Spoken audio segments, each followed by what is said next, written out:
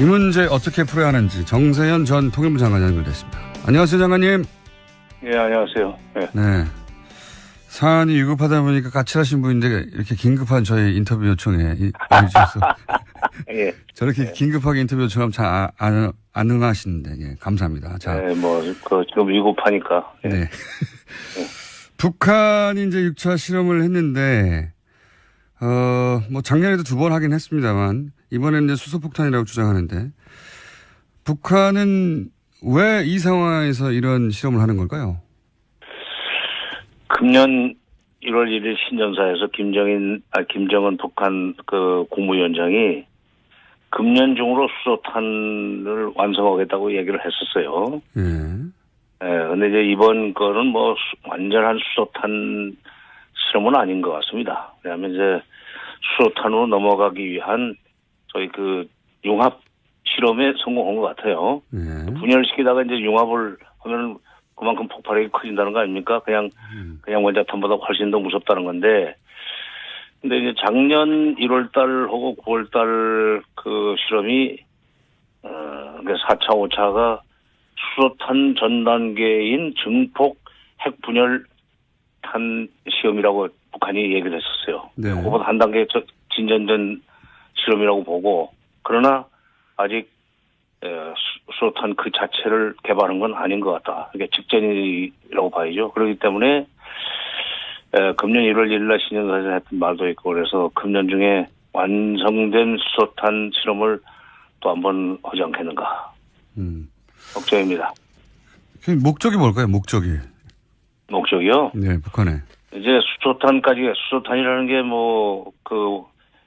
원자탄보다 훨씬 위력이 큰 거기 때문에,殺傷力이 크기 때문에, 그런 핵폭탄을 가지고 있으면 미국이 북한을 핵보유국으로 인정하지 않을 수 없다는 계산을 북한은 할 거예요. 그러니까 북한의 계산입니다.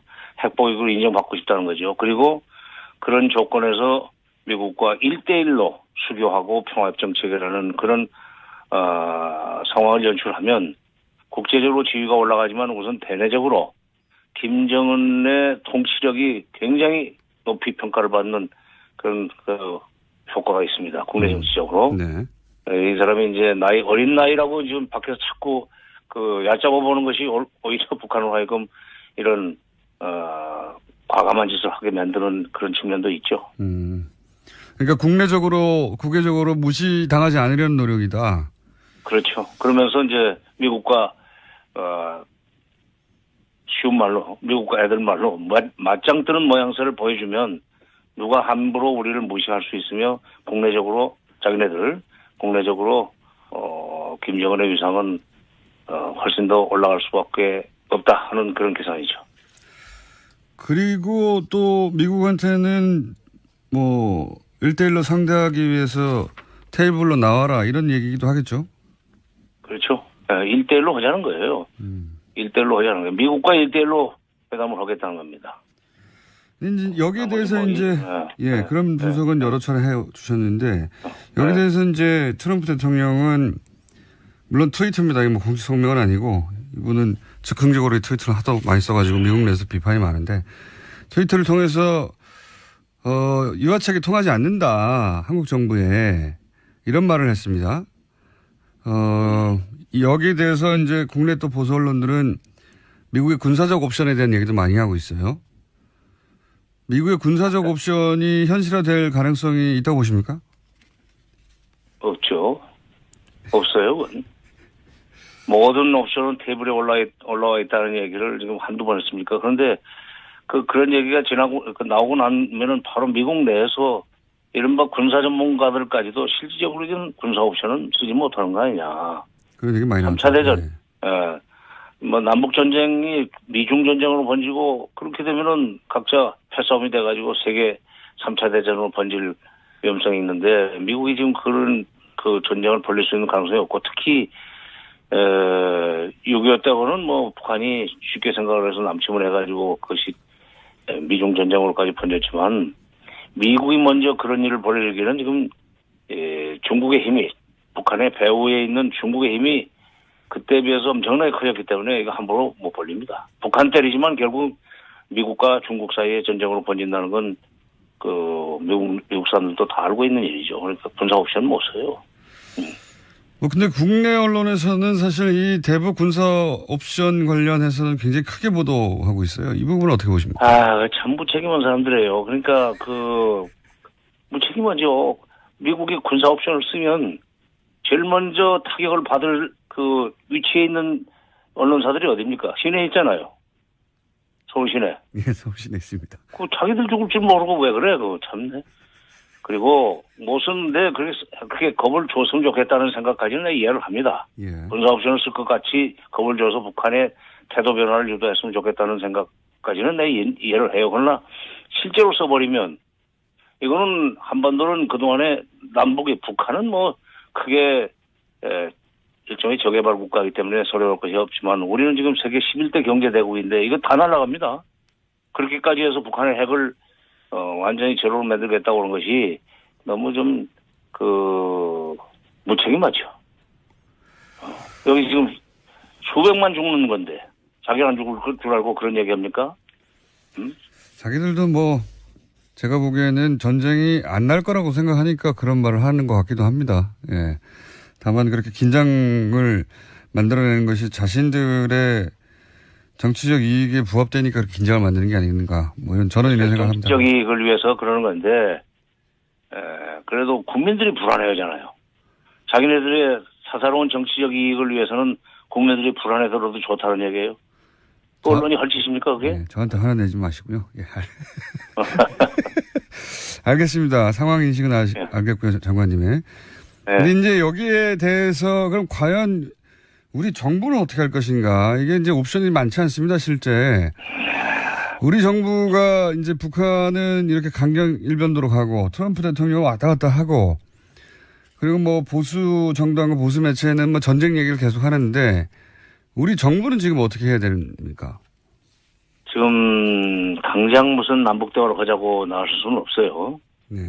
트럼프도 북한은 대화로 안 통하는 상대다.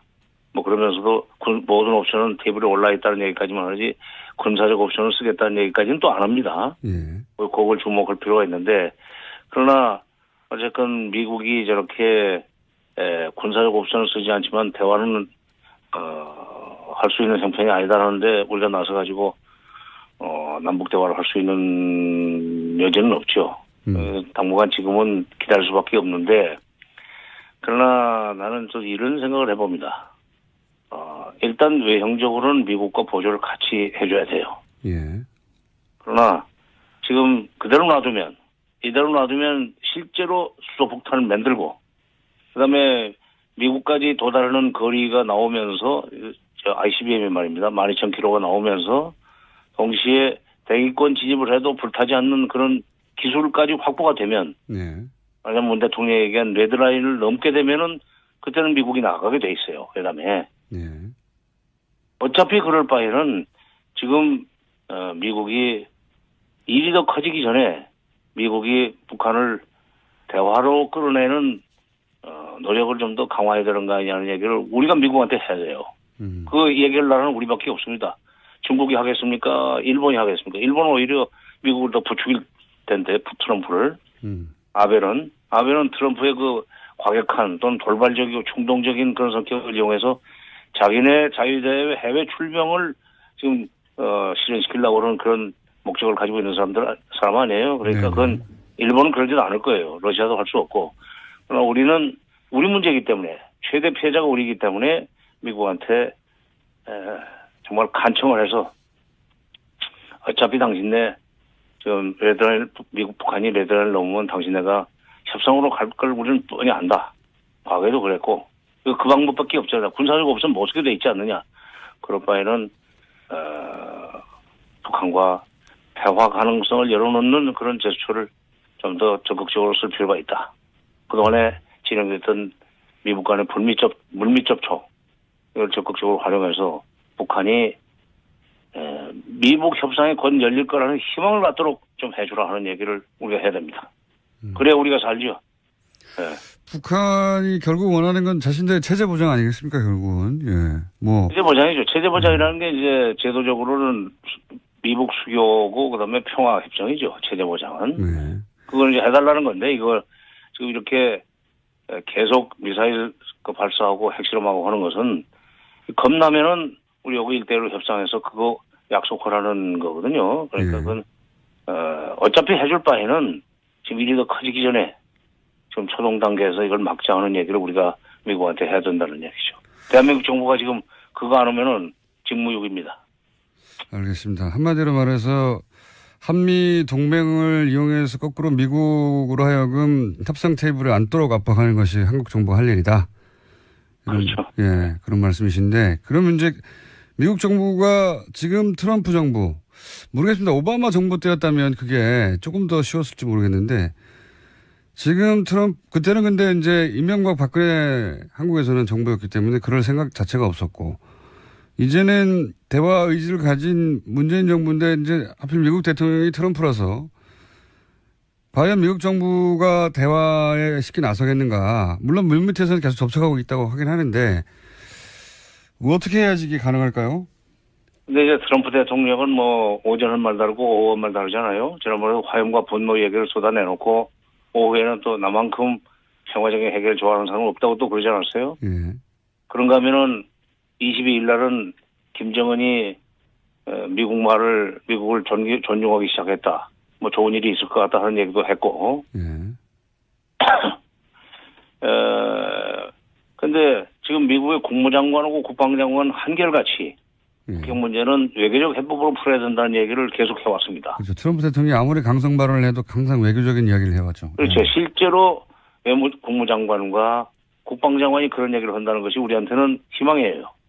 그러니까 그런 그 국무부 라인과 그 국무장관 그리고 국방장관을 상대로 해서 우리가 적극적으로 로비를 벌인다면 결국 그들이 먼저 입장을 정해가지고 대통령을 설득하지 않겠는가. 돌아서 가야죠. 그러니까 보통은 정상회담을 통해서 대통령과 대통령이 직접 그 얘기하는 것이 훨씬 더 빠른데 지금은 트럼프가 워낙에 지금 불가측성이 높고 충동적이기 때문에 무슨 일이 벌일지 모르기 때문에 그걸 통제할 수 있는 위치에 있는 국무장관과 국방장관 이런 쪽으로 우리가 접근을 해서 결국 대화적으로 어차피 갈 거라면 지금 가자.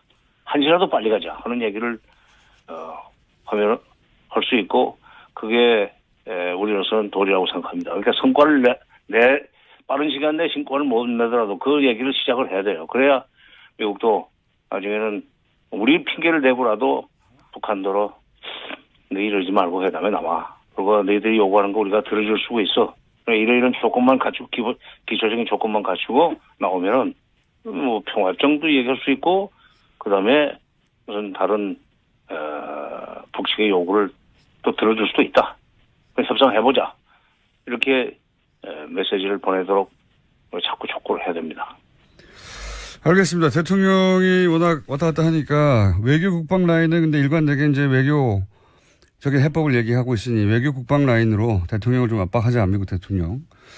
설득했습니다. 압박이라기보다는 뭐 압박이 되겠습니까? 그러니까 설득을 해서 알겠습니다. 그들이 트럼프 대통령을 설득하도록 이렇게 좀, 쓰리쿠션으로 들어갑시다. 쓰리쿠션으로. 알겠습니다. 미국은 또 중국이 이 문제를 풀 수 있을 거라고 생각하고 중국에 대한 압박도 계속하고 있는데, 네. 중국이 북핵 문제를 사실은 풀어본 적이 없는 것 같은데 계속 중국에 대한 기대를 계속하고 있습니다. 이 중국이 북핵 문제를 해결할 수 있는 주체가 됩니까? 어떻게 보십니까? 미국이 그 중국에 대해서 자꾸 책임을 넘기려고 그러는 그런 성향이 있잖아요. 중국 역할로. 중국 책임론. 그리고 중국이 제재 적극 동참하면 북한은 회담장에 굴복할 것이다 하는 그런 착각을 하는데 그게 틀렸다는 메시지가 바로 9월 3일 날 이번 9월 3일 날 북한이 6차 핵실험을 한 배경이 됩니다. 뭐냐면 9월 3일이면 중국에서 어딥니까? 중국에서 지금 브릭스 회의, 그러니까 브라질, 러시아, 네네. 인도, 차이나, 중국, 그다음에 사우스 아프리카, 소위 브릭스 회의가 열리는 그런 나라 아니에요? 덩치들이 굉장히 큰 나라들이죠, 지금. 그렇죠, 예. 예. 그러니까 뭐, 경제적으로는 그렇게 부자가 아니지만 덩치가 굉장히 크고 그래서 일종의 군사 대국들이 모인 그 회의인데 군사 대국들이 모인 회의에서 그날 북한이 핵실험을 했다는 얘기는 중국의 명절날 이거 일을 저질렀다는 얘기고 중국의 명절날 일을 저지른다는 얘기는 우리 중국만 안 듣는다는 메시지예요. 그러니까 자꾸 미국 중국한테 뭐 위탁해가지고 우리를 회담으로 끌어내라? 너희들이 직접 나와. 그거 소용없어. 그 얘기예요. 9월 3일날 쏘았다는 날짜를 우리가 좀 그 의미를 새겨야 됩니다. 지난 29일날은 그게 국칠이었어요. 네. 105년 전에? 102년 전? 105년? 102년 전에? 105년 전이구나. 100몇 년 전이야. 100여 년 전으로 하죠, 예. 100여 년 전. 나도 가끔 틀려야지. 예. 그러니까, 작년에는 9월 9일에 했죠. 핵실험을 일부러 맞춰서. 자기네 명절날이고. 네. 또 이번에 또, IRBM 쏜 거, 8월 29일에 했지만 또 7월 4일날 쏘지 않았어요? 예, 예. 7월 4일날은 미국의 독립기념일 아닙니까? 네네. 일부러 맞춰서. 2006년에도 미사일 쏠 때 7월 4일날 쏘았고, 그리고 석 달 후인 10월 9일날, 1차 핵실험을 했는데, 그렇게 자기네 명절, 남의 명절, 뭐 이런 날을 골라가면서 이제 쏘지만, 특히 이번에 9월 3일날 쏜 것은 9월 9일날 쏠 걸로 예상했는데, 9월 9일, 3일날로 땡긴 건 중국? 우리 그렇게 중국 무서워하지 않아. 중국한테 뭐 압력 넣어가지고 우리 끌어 나오라고, 우리 그런 거, 안 통해. 하는 메시지로 지금 9월 3일날, 그 핵실험을 했다고 보니까. 그런 의미도 있지 않습니까? 그 문재인 대통령이 러시아 방문하기 직전에 쏘았다. 이것도 같이 포함돼서. 그거는 뭐. 그까지는 아닙니까? 오히려 러시아 대통령은 지금 브릭스 가기 전에. 예. 북핵 문제는 대화로 풀어야 된다는 얘기를 했고, 그게 CNN이나 NHK 같은데 보도가 되지 않았어요. 네네. 그러니까 이번에 아마 미국과 중국은 만나가지고, 회의는 벌써 아직 안 끝났나요? 미국과 중국은, 좀 유엔 제재 결의안에 뭐 적극적으로 동참하기보다는 대화를 권고하는 쪽으로 방향을 틀지 않겠는가 하는 생각입니다. 지금 둘이서 배짱이 맞아요. 알겠습니다. 러시아하고 중국하고. 예. 오늘은 여기까지 하고요. 이 사안이 어떻게 전개되는지 따라서 또 한번 연결하겠습니다. 오늘 말씀 감사합니다. 예. 네.